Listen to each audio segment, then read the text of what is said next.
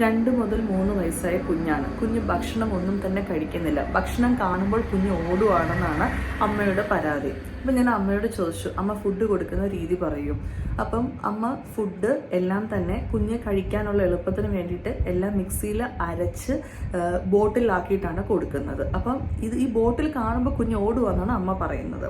2, ഇടയ്ക്കിടയ്ക്ക് പാല് കൊടുക്കുന്നുണ്ട്. അമ്മ ബ്രസ്റ്റ് ഫീഡിങ് വളരെ കുറവാണ്, ജോലിക്ക് പോകുന്നതായതുകൊണ്ട് രാത്രിയിൽ മാത്രമേ ഉള്ളൂ. പക്ഷെ പകല് ഏകദേശം 5 മുതൽ 6 തവണ കണക്ക് പ്രകാരം 100 ml പാല് കൊടുക്കുന്നുണ്ട്. അപ്പോൾ ആ ഡയലൂഷൻ തന്നെ തെറ്റാണ് കേട്ടോ.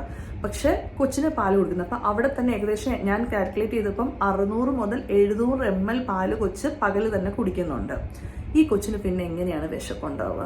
അതോടൊപ്പം പിന്നെ സമയത്ത് കുഞ്ഞൊന്നും കഴിക്കാത്തത് കൊണ്ട് ബിസ്ക്കറ്റ്സ്, അത് പല കമ്പനികളുടെ ബിസ്ക്കറ്റിന്റെ പേരും കൂടെ പറഞ്ഞു തന്നു. അപ്പം നമ്മൾ സ്വയം ഒന്ന് ചിന്തിക്കണം, കൊച്ചിന്റെ കുഴപ്പമാണോ? കുഴപ്പം നമ്മുടെയാണ്. കാരണം ഈ ജങ്ക് ആയിട്ടുള്ള ബിസ്ക്കറ്റ് ഐറ്റംസ്, മൈദ പ്രൊഡക്ട്സ് ചെല്ലുമ്പോൾ തന്നെ കുഞ്ഞിന്റെ വിശപ്പ് ശമിക്കും.